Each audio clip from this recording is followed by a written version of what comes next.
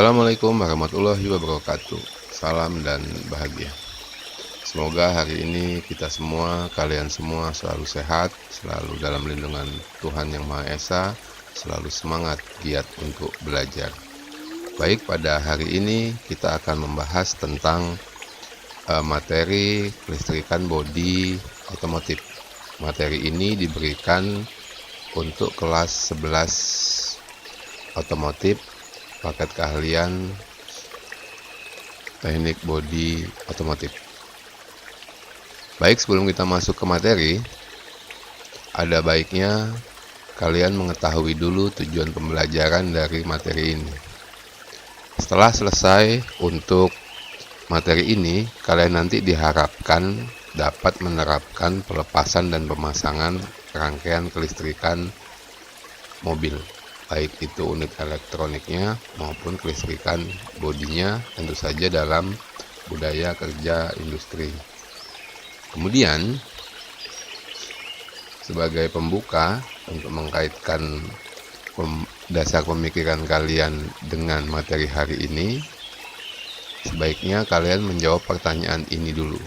Pertanyaan pemandunya adalah, sebelum melaksanakan proses pengecatan mobil, bagian apa saja yang harus dilepas sehingga proses pengecatan dapat berjalan dengan maksimal. Jadi maksud dari pertanyaan ini, supaya kalian mengecatnya mudah, seluruh bagian-bagiannya bisa terkena proses pengecatan, kemudian tidak menimbulkan resiko konsleting. Yang kalian harus lepas itu bagian apa saja. Kemudian yang kedua, menurut kalian, sebelum proses pengecatan mobil dilaksanakan, bagaimana rangkaian kelistrikan itu diperlakukan? Maksudnya adalah, setelah nanti kalian melakukan proses pelepasan, tentu saja kalian harus memasang lagi ketika proses pengecatannya selesai. Nah, bagaimana perlakuannya menurut kalian untuk bagian-bagian kelistrikan mobil tersebut? Itulah pertanyaan-pertanyaan pemandu yang mengawali proses materi kita pada hari ini.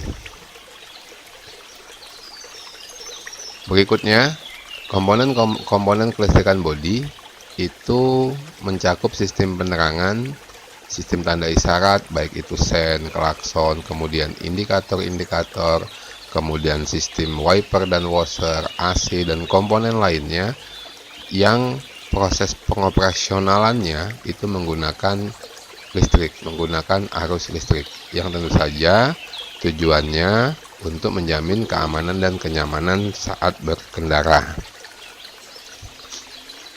Ada banyak komponen-komponen kelistrikan, kita akan coba bahas satu persatu. Yang pertama itu baterai, atau sering orang sebut aki. Aki itu adalah alat elektrokimia yang dibuat untuk mensuplai listrik ke dalam sistem starter, sistem pengapian, kemudian aksesoris-aksesoris kendaraan yang menggunakan sumber listrik. Kemudian juga aki ini bisa menyimpan listrik dalam bentuk energi kimia yang nanti kemudian dikeluarkan dalam sistem kebutuhan energi listriknya. Nah, secara sederhana, listrik itu bagian-bagiannya seperti ini. Ada lubang pernafasannya, ada terminal positif, negatif, kemudian di dalamnya itu ada sel-selnya, ada sel-sel positif dengan sel-sel negatif, kemudian tentu saja ada casing. Casing itu rumah baterainya. Nah, sesuai yang ditunjuk tanda panah itu. Pertama, yang harus kalian lakukan saat melaksanakan perbaikan bodi otomotif dengan sistem kelistrikan, yang pertama kali dilakukan adalah kalian harus melepaskan terminal baterai yang negatif. Yang negatif dulu dilepas, baru yang positif. Di aki, di baterai itu ada tandanya, ada tanda min untuk negatif, ada tanda plus untuk positif. Nah, memasangnya itu kebalikannya, berarti yang dipasang itu positif dulu, baru kemudian negatif. Hal ini bertujuan untuk mencegah short kontak atau konsleting ketika menggunakan kunci-kunci atau peralatan lainnya. Setelah aki ada jaringan kabel. Jaringan kabel itu seluruh jaringan yang ada di mobil, sekelompok kabel-kabel dan kawat yang masing-masing terisolasi, menghubungkan ke komponen-komponen sirkuit dan sebagainya, yang semuanya itu dijadikan dalam satu unit untuk mempermudah dihubungkan antara komponen kelistrikan dari satu kendaraan. Berikutnya ada kawat dan kabel. Kawat ini dibagi menjadi beberapa. Yang pertama kawat tegangan rendah. Kawat tegangan rendah ini biasanya digunakan sebagian besar untuk kendaraan dengan tegangan rendah. Jadi dia kawat yang digunakan untuk keperluan tegangan rendah. Nah, seperti ini kira-kira bentuknya.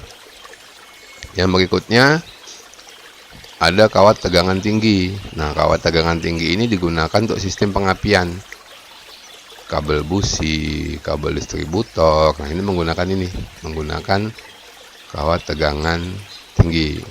Nah, ini gambarnya, contohnya ini kabel dari distributor ke busi, dia menggunakan kawat tegangan tinggi. Yang berikutnya kabel yang berisolasi. Kabel yang berisolasi ini memang dirancang khusus untuk mencegah gangguan yang ditimbulkan sumber dari luar dan digunakan sebagai sinyal lain, sehingga sering dipasang sebagai kabel antena radio, ignition signal line, oxygen signal line, dan sebagainya. Nah, kira-kira seperti ini. Nah, dia ada bungkusnya, kemudian ada penghubung dalamnya, inner konduktor, kemudian penghubung luarnya, outer konduktor, dilapisi lagi dengan insulator. Itu dia untuk kabel yang berisolasi. Berikutnya ada komponen pelindung. Nah, komponen pelindung ini terpasang pada kendaraan untuk melindungi kabel dari goncangan, benturan, dan sebagainya, sehingga kabel ini dapat kokoh terpasang pada tempatnya. Termasuk dalam komponen ini adalah klem, terus corrugate stop, pembungkus, dan pelindung. Nah, misalnya ini, kalau klem itu yang untuk nempelin kabel-kabel ke bodi biar dia nggak goyang gitu. Kalau protektor itu pelindung. Nah, itu corrugate stopnya itu dia semacam pipa supaya kabelnya kalau goyang nggak tidak ikut tergoyang sehingga sambungannya menjadi lepas. Selanjutnya ada komponen-komponen penghubung. Komponen penghubung ini konektor. Jadi jaringan kabel itu dibagi jadi beberapa bagian. Jadi biar lebih mudah dalam pemasangan dan pelepasannya, bagian jaringan kabel dihubungkan ke salah satu bagian oleh komponen penghubung, sehingga komponen kelistrikan dan elektronik dapat berfungsi dengan baik. Yang berikutnya junction block atau sering kita singkat JB, dan relay block sering kita singkat RB. Junction block adalah suatu kotak dengan konektor yang dikelompokkan bersama-sama untuk sirkuit kelistrikan.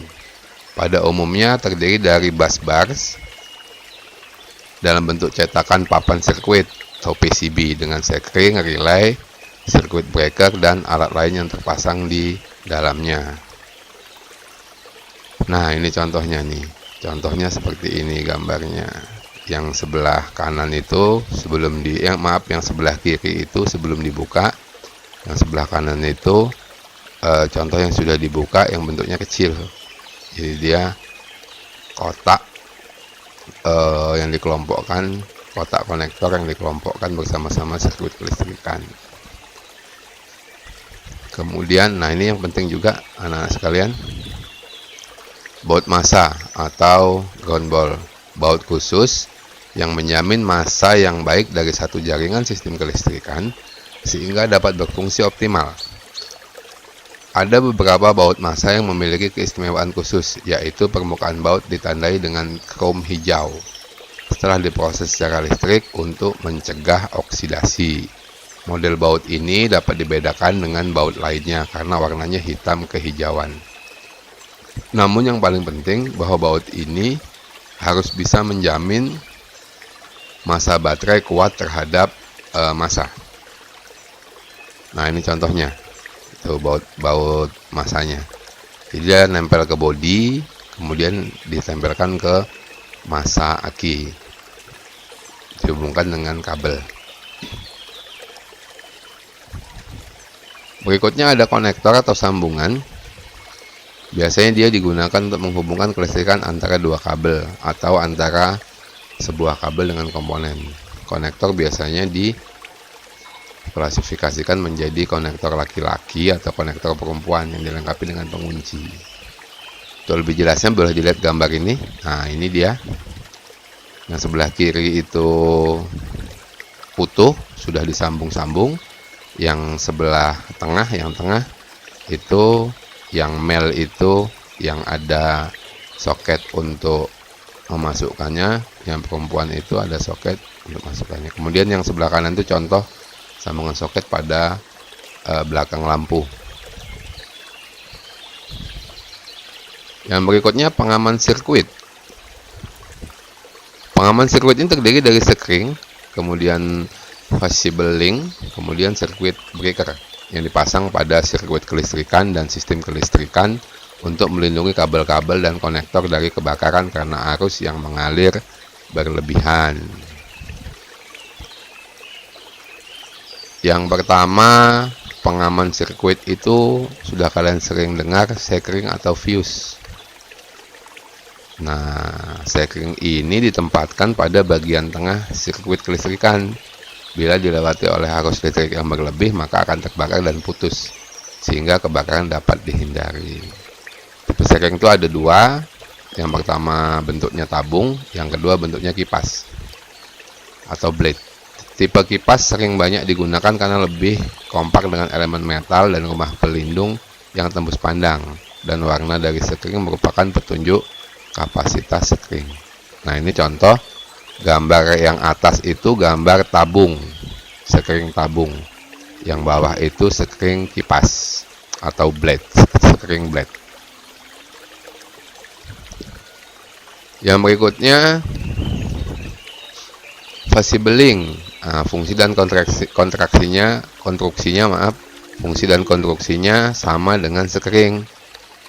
Yang menjadi perbedaan adalah ini untuk arus yang lebih besar, yang ukurannya tidak kuat oleh sekring yang biasa.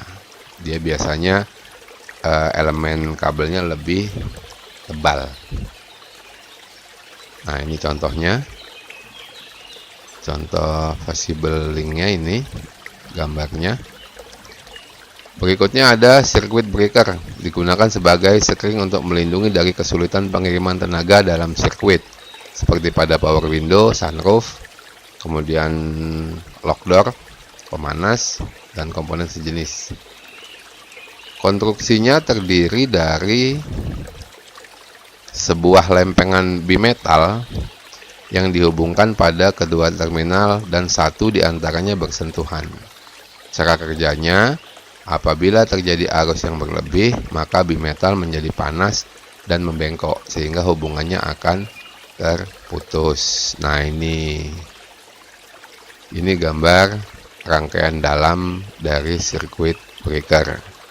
Jadi dia kalau kena arus yang berlebih, bimetalnya jadi panas. Bimetal itu yang tengah tuh, yang ada tengahnya itu aja jadi panas, dia membengkok sehingga lepas dari kontak. Nah, sehingga hubungannya akan terputus.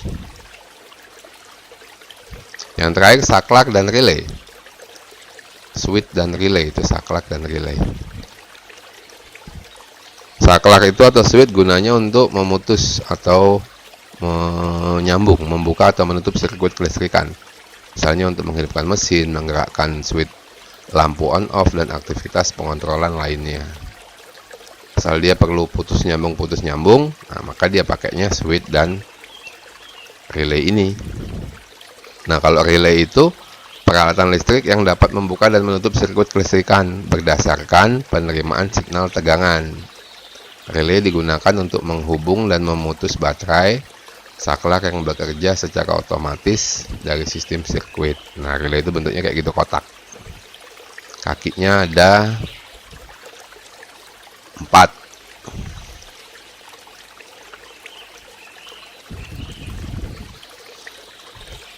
Baik, itu beberapa bagian komponen-komponen dari kelistrikan. Setelah kalian mengikuti pembahasan ini, kalian punya tugas diskusi kelompok. Karena kalian hanya berempat, maka satu kelompok saja. Tugas kalian adalah mencari informasi tentang rangkaian sistem kelistrikan yang belum dibahas pada pertemuan ini. Hasilnya, kalian buat dalam satu tulisan, menampilkan cara melepas dan memasangnya. Kemudian jangan lupakan gambar juga. Gambarnya ditampilkan. Nanti di pertemuan selanjutnya kita akan membahasnya setelah kalian mempresentasikannya. Jadi saya ulangi lagi, diskusi kelompoknya, kalian berempat silahkan cari komponen apa yang belum kita bahas. Kemudian setelah ketemu komponen itu, kalian tulis cara melepas dan memasangnya gimana, disertakan gambarnya pula. Itu tugas kelompok kalian. Selanjutnya setelah tugas kelompok, kalian akan melakukan aktivitas praktik sebagai pengganti Meet kalian, bahwa kalian harus membuat satu video yang nanti dikirimkan ke saya. Video yang kalian buat adalah kalian sedang melepas dan memasang salah satu rangkaian kelistrikan. Boleh milih salah satu yang dari kita bahas tadi. Nah, sambil kalian melepas dan memasangnya, kalian juga menjelaskan langkah-langkahnya. Nanti hasil videonya dikirimkan ke saya melalui WA atau link Google Drive yang nanti akan saya bagikan. Itu anak-anak sekalian, materi kita pada hari ini. Sebelum kita tutup, ada pertanyaan refleksi untuk mengukur apa yang kalian rasakan dan apa yang kalian dapat setelah menonton materi ini, setelah kita bahas materi ini. Silahkan dijawab. Nomor 1, pengetahuan dan pengalaman apa yang Anda dapat setelah menonton materi ini dan setelah melakukan aktivitas praktik. Yang kedua, setelah menonton materi ini dan setelah melakukan aktivitas praktik, apa yang akan Anda lakukan, yang akan kalian lakukan pada pertemuan selanjutnya? Baik, silahkan dijawab. Ini tulis di buku saja. Nanti pertemuan besok kita lihat dan kita bahas bersama. Oke, pada pertemuan ini nanti selanjutnya akan dilanjutkan dengan pembahasan tentang sistem penerangan dan diagram wiringnya. Jadi kalian untuk bisa nanti ketika lulus punya kemampuan yang bagus, punya skill yang bagus, punya akhlak yang bagus, kalian harus terus belajar, jangan takut mencoba hal baru, kemudian jangan malu bertanya, dan sering melakukan literasi dengan mencari informasi. Baik, pada akhir pertemuan ini, marilah kita tutup dengan sama-sama berdoa menurut keyakinan dan agama masing-masing. Baik, anak-anakku sekalian, terima kasih sudah membahas ini bersama kita semua. Untuk itu, saya akhiri pertemuan ini. Assalamualaikum warahmatullahi wabarakatuh. Salam dan bahagia.